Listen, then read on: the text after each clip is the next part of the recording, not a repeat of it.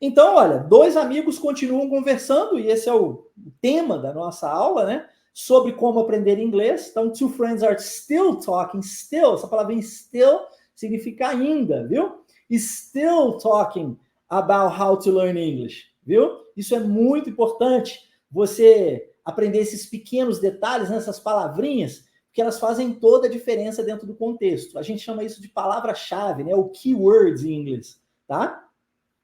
Legal. E o Antônio está dizendo aqui que está aprendendo muito com os podcasts, e certamente vou aprender muito mais, porque os podcasts são meros podcasts. É o que eu sempre falo. Os podcasts são muito bacanas, mas são meros podcasts. Aulas de verdade é aqui e agora. Então, continuando o nosso diálogo, e sim, a gente está continuando o diálogo baseado no diálogo passado. Se você se lembra bem, nós terminamos o diálogo onde o aluno disse que ele praticava inglês sozinho, falando sozinho. E eu disse para vocês que falar sozinho é importante, lembra?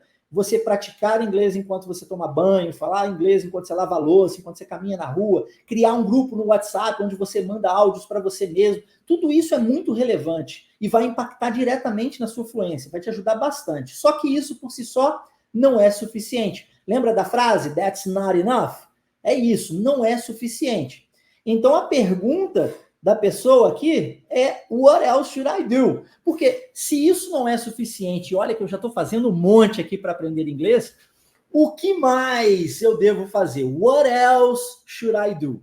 Então, retomando aqui o que nós falamos anteriormente, mencionado por vocês, inclusive, que foi aprendido da aula passada, o what termina com som de consoante, else começa com som de vogal, há uma junção. No inglês britânico, muito possivelmente what else, tá? O T com som de T. No inglês americano-canadense, what else, porque o T é transformado em R. Então, what else. O should, igualmente, junta-se com o I. Então, should I. Como os T's do what, por exemplo, e os D's do should, por exemplo, geralmente no inglês americano-canadense são transformados em R, a pronúncia fica should I, viu? What else should I? Tá? Vamos tentar? Ó, what else should I do? What else should I do? What else should I do? Aqui, antes de você pronunciar, eu quero dizer para você que a psicologia behaviorista nos diz que todo comportamento complexo deve partir de um comportamento simples. Isso significa que você não pode querer começar as coisas do meio ou do fim, entende? E é esse o grande erro das pessoas. Muitas vezes, no intuito de acelerar o aprendizado, elas acabam atrasando o próprio aprendizado, porque estão tentando pular etapas e começar as coisas do meio ou do fim. Então, no simples, se o simples ainda não está simples o suficiente para você, cabe a você entender, conhecer a si mesmo, a si mesma, e identificar isso e, se necessário, quebrar ainda mais em pequenas partes. Por que eu estou dizendo isso? Talvez a frase what else should I do esteja longa para você. O que você faz então? Quebra em partes. Pega apenas o what else, repete what else, what else, what else, depois should I, should I, should I, depois do. Quando você terminar de repetir bastante what else e isso ficar fácil para você, você repete bastante o should I e anexa what else should I, what else should I, what else should I. E depois você pega o do, what else should I do. Repare que do simples fica muito, mas muito mais fácil de você chegar ao complexo. Percebe? Quebrando em partes. A gente chama isso de dissecar. Dissecar um comportamento, tá? Você está em um comportamento aqui que é o comportamento de fala do idioma. Tá difícil? Tá complexo? Quebra em pequenas doses, pequenas partes, certamente vai facilitar para você, ok? No contexto aqui de aula, a gente vai tentar repetir a frase por completo, mas depois, como o controle está nas suas mãos e você sabe muito bem disso, você pode voltar, assistir a aula novamente, repetir quantas vezes necessárias forem e praticar, porque é a prática que te leva à evolução, tá? Você já entendeu o contexto da frase, já sabe que a pessoa está perguntando o que mais fazer, né? E aí, agora é hora de repetir. Assim como foi feito na aula passada, eu vou pedir a você que imagine que nós estamos num podcast agora. Ou seja, feche os seus olhos e não leia. Porque se você for ler aquilo que você está vendo aqui na sua tela, muito possivelmente você vai buscar o padrão linguístico do português e aí vai pronunciar tudo equivocadamente. São línguas distintas, né? Então você precisa de aprender o padrão linguístico do inglês. E eu vou passando isso ao longo da aula para você. Então, neste momento, feche os seus olhos, se atente ao ritmo, à entonação da frase, tá? Para que assim você repita da melhor forma que você puder. Não é perfeito, da melhor forma que você puder. Vamos lá? What else should I do?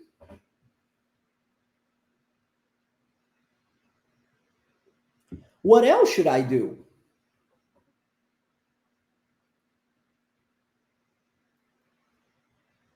What else should I do? Muito bom, é isso. A resposta é you should talk to real people.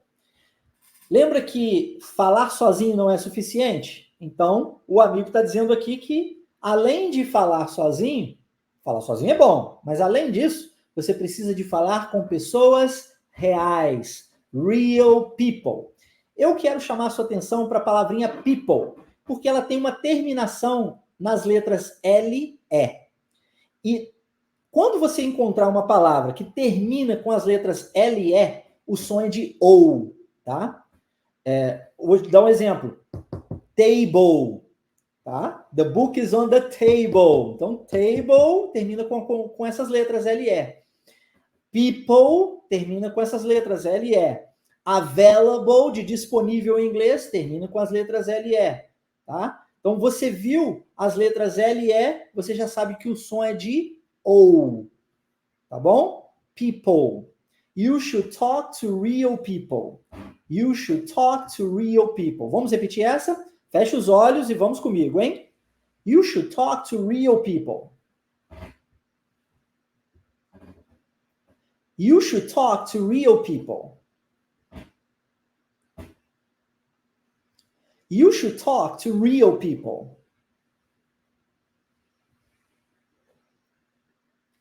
Very nice. É treino, é treino. Bom, o amigo aqui diz que ele conversa com alguém. O professor particular dele. I talk to my private teacher. E aqui nós temos a palavra teacher. Olha o som do T. É aquele prato da bateria. Tum, tum, tum, tum, tum, tss, tss, tss, ok? Teacher. Teacher. Viu? É o prato da bateria. Lembra disso, tá? Para não correr o risco de você pronunciar como a gente geralmente fala aqui no Brasil em português. Teacher. Não vai dar. O som tá muito errado. Então é o prato da bateria. Teacher. I talk to my private teacher. Show de bola? I talk to my private teacher. Repare como private termina com o mesmo som que teacher começa. Então a gente vai unificar. Mas Marcelo, private termina com a letra E. Letra E não é vogal? É, mas não é a letra que importa, é o som. O som é de T. Private. Viu? E o som na palavra seguinte também é de T. Teacher. Private teacher. Então a gente une. Private teacher. Private teacher. Viu? Private teacher. I talk to my private teacher. Vamos repetir? Feche os olhos e vamos comigo. I talk to my private teacher. I talk to my private teacher. I talk to my private teacher. Legal. Só que isso tão pouco é suficiente. E aqui nós vamos esbarrar num mito gigantesco que muitas pessoas ainda possuem. Eu vou abrir a pergunta, tá? Eu prefiro saber de vocês antes de eu expor aqui o que a minha experiência me garante. Você, aí do outro lado, acredita que aulas particulares aceleram ou desaceleram o processo de aprendizado linguístico? Você conquista a sua fluência mais rápido com o professor particular ou numa turma, por exemplo? Coloca aí para mim, eu quero saber. Se for particular, você coloca particular. Se for turma, você escreve turma. Quero saber. Coloca aí. Essa vai gerar polêmica, hein? Particular ou turma? Diz para mim a sua opinião. 2 pessoas disseram já turma, outra pessoa disse particular, outra pessoa disse turma, outra pessoa disse particular, turma, particular, particular. Tá bem dividido, hein? Olha, tá bem dividido. Eu achei que particular fosse reinar aqui hoje. Dependendo das experiências de cada um, eu vou dizer para você, Israel, que não depende da experiência de cada um. E mais gente dizendo turma aí particular. Bacana, adorei, pessoal. Geral compartilhando aqui a opinião. Muito obrigado por isso. O que eu vou dizer para você não é tirado de trás da orelha, não é achismo e nem da cartola do mágico, tá bom? O que eu vou trazer para você aqui é baseado em teste, ok? Em resultado. Porque na vida é o seguinte, ou você tem resultado ou você conta historinha. Já reparou? Sabe por quê? Quando você não tem resultado, o seu cérebro grita dentro de você, gera dor e sofrimento. Aí você cria aquela historinha para se consolar. Ah, se eu tivesse feito aquilo, se eu tivesse feito aquilo outro, ah, é porque o fulano não fez aquilo, e aí o meu resultado não veio, é por causa daquilo. Se aquilo tivesse acontecido, nada disso transforma a vida de ninguém. O que transforma a nossa vida, de fato, é resultado. Por isso que eu costumo dizer que nós não somos o que dizemos ser. E nem mesmo o que pensamos ser. Porque, às vezes, a gente pensa ser alguma coisa. E a gente fala que é alguma coisa. Ou, às vezes, as pessoas dizem que nós somos alguma coisa. Ou pensam alguma coisa sobre nós. Nada disso reflete, de fato, o que nós somos. O que nós verdadeiramente somos é o resultado das nossas ações. Por isso, eu sempre digo para você, não olhe para mim e para aquilo que eu digo. Olhe para o resultado na vida dos nossos alunos para você confirmar que, de fato, você é capaz de aprender a falar inglês fluente na Wave, tá? Agora, dentro de uma aula particular, o que geralmente acontece é o costume. Você se acostuma com o professor, tá? E você perde, com o passar do tempo, a vergonha. E aí, quando você perde a vergonha, ao invés de você tentar melhorar para poder cometer menos erros, o que geralmente acontece é você falar, professor, aquele negócio assim assado. Você para de falar o inglês muitas vezes e você acaba pulando para o português. O professor, às vezes, te traz de volta, né? No, please, no English, let's speak in English. E você, de tempos em tempos, acaba enrolando um pouco, fazendo o famoso embromation. Com o professor, geralmente, o professor em si, ele tenta se fazer entendido porque há essa transferência acontecendo naturalmente. Na psicologia a gente usa essa palavra, né? E quando há essa transferência, o professor acaba tentando facilitar as coisas para o aluno, por consequência, o aluno tem a falsa sensação de que ele está aprendendo, entendendo o inglês falado, ele tenta se expressar e o professor faz aquele esforço para poder compreender o aluno, por consequência, o aluno tem aquela falsa sensação de que está, de fato, sendo entendido. Mas é falsa sensação. Por mais que o professor seja bem, a gente em inglês chama de strict, né? Bem certinho, né? Como geralmente eu fazia com os alunos, e falava mesmo, trazia para a aula, forçava a prática constante, ainda assim, você se esbarra num outro grandiosíssimo problema. O que na psicologia nós chamamos de ansiedade mediante avaliação de desempenho, ou popularmente chamado de medo do ridículo. É a trava que te trava. Conhece aquela trava que te trava? Aquele medo de cometer erros, de falar com as pessoas? Com o tempo, você se acostuma com o professor particular e você perde o medo de falar com o professor particular e fica lindo. Você entra na aula e você consegue desenrolar pra caramba, você fala inglês pra caramba. Muito bacana. Mas quando você vai para o mundo real, ainda existe a trava que te trava. Você não conseguiu resolver isso. Por quê? Porque só se resolve a trava que te trava, o medo do ridículo, ou a ansiedade mediante avaliação de desempenho, experienciando o idioma. Só se resolve isso quando você se expõe frente a outras pessoas. Se você não se expor frente a outras pessoas, você não vai conseguir vencer essa trava. E por mais que você, no Brasil, converse com o professor, suponhamos, quando você for fazer uma viagem, o seu inglês ficará dentro de você. E aí você não vai falar, mas depois da situação, e talvez você já tenha vivido isso, hein? Depois da situação você vai falar assim, poxa, poderia ter dito isso, isso, isso. Por que eu não falei, caramba? Poderia ter falado, por que eu não falei? É a trava que te trava. E você só vence essa trava se você se expor. Mas daí, e ó, nós temos aqui outras pessoas confirmando, né? O Antônio está dizendo aqui, ó, esse foi o meu problema numa recente viagem para os Estados Unidos, tá vendo? Daí, quando você vai se expor, você não pode se expor no mundo real inicialmente. Porque quando você faz isso sem gerar ainda essa autoeficácia, essa autoconfiança, sem ter a bagagem o suficiente para fazer, geralmente o que acontece no mundo real é que a pessoa vira as costas e vai embora, a pessoa ri da sua cara, a pessoa... E aí gera ainda mais trauma linguístico, gera ainda mais dor, mais sofrimento, mais trava, mais barreira. Entende?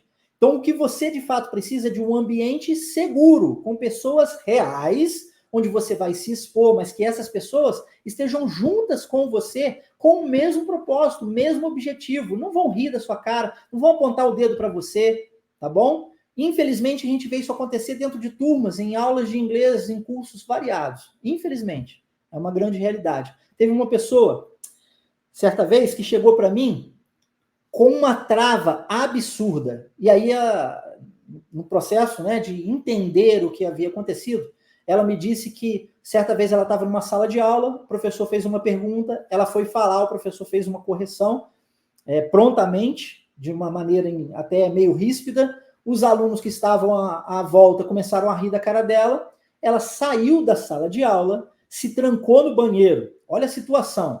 Ela se trancou no banheiro, a aula terminou, ela estava trancada no banheiro. Os alunos foram embora, o professor foi embora, ela permaneceu trancada no banheiro, ao ponto da secretária bater na porta do banheiro e dizer, ô fulana, a gente vai fechar a escola, eu preciso que você saia do banheiro. Olha o tamanho da trava, do trauma linguístico que foi gerado nessa pessoa. Graças a Deus, com o conhecimento da psicologia, ela foi capaz de resolver dentro da Wave Imersão Linguística. Mas imagine se ela não tivesse tido contato conosco. Percebe? Isso acontece muito. Se você está num ambiente seguro, com gente de verdade, pessoas reais, e você pratica inglês, você gera em si essa autoconfiança. E com o treino, você vai para o mundo real e você consegue se virar tranquilamente. Conversar com qualquer pessoa tranquilamente. Entende? Isso é extremamente relevante, tá? Extremamente relevante. Faz toda a diferença. Eu também, se você não sabe, sou professor de arte marcial. Fui lutador, inclusive, de MMA profissional. Fazem alguns bons anos, né? Me aposentei com 33, hoje eu estou com... Fica aí a dica. Mas, só para você saber, no treinamento da luta é a mesma coisa. Você chega na academia, o que você vai fazer? Vai fazer luta? Não, poxa. Você vai aprender a dar os seus primeiros socos, os primeiros chutes, vai entender todo o conceito daquilo. Aprendeu aquilo no ar, por exemplo, o professor vai começar a puxar numa manopla, né, que é um aparador de soco e chute, vai colocar você para fazer umas combinações com um amigo, né, vai colocar você dentro de um ringue todo protegido, com capacete, luva, cotoveleira, joelheira, caneleira, para você tampar na porrada com um amigo dentro de um ambiente seguro, um ambiente controlado, onde você pode experimentar aquilo que você aprendeu e treinar mais realisticamente, só que ainda não no mundo real, para você se aprimorar. E aí, uma vez que você aprende aquilo, aí sim você vai para o ringue, né, ou vai para o octógono treinar, fazer na vida real. Mas tudo aquilo que foi treinado previamente será aplicado no mundo real. Se você não fizer o treinamento correto dentro desse ambiente seguro, como é que você depois terá conhecimento ou base ou bagagem suficiente para poder aplicar isso? Entende? O processo é o mesmo, aliás, para qualquer aquisição de qualquer comportamento. Beleza? Então, private teacher, that's not enough either. Eu quero chamar sua atenção para essa última palavrinha aqui. Palavrinha either, que é o mesmo que to, de também, T-O-O, sabe? Só que, em inglês, nós temos muitos também. Na aula passada eu mencionei que nós temos muitos em inglês, né? mas também temos muitos também. E existe um também para cada situação. O to, por exemplo, quando a gente diz nice to meet you too, famosa frase, né? Esse prazer em conhecer você também é usado no final da frase e em frases positivas. Eu não estou negando, tá vendo? Estou dizendo, é um prazer conhecer você também, tá? O to vai vir lá como última palavra da frase. Either possui essa mesma estrutura dentro da frase, porque entra como última palavra, mas é usado em frases negativas. Ele está dizendo not aqui, ó. That's not enough either. Então também não. Entendeu? A palavrinha enough, nós vimos na aula passada, o GH é pronunciado com som de F, tá? E Digão está dizendo aqui, that's not enough as well. As palavras as well também são utilizadas como também. E sim, poderiam ser utilizadas aqui, tá? Então, aí, ó. E nós temos outras, como also, sendo mencionadas aqui por vocês. Muito bom, muito bom. Temos o either, temos o neither, temos outros também no inglês, beleza? Mas, vamos à frase. That's not enough, ao som de F, hein? Enough. That's not enough either. Not enough. Olha o T sendo transformado em R. Assim como nós vimos na aula passada. Naughty. That's not enough. That's not enough. Beleza? Vamos repetir? That's not enough either.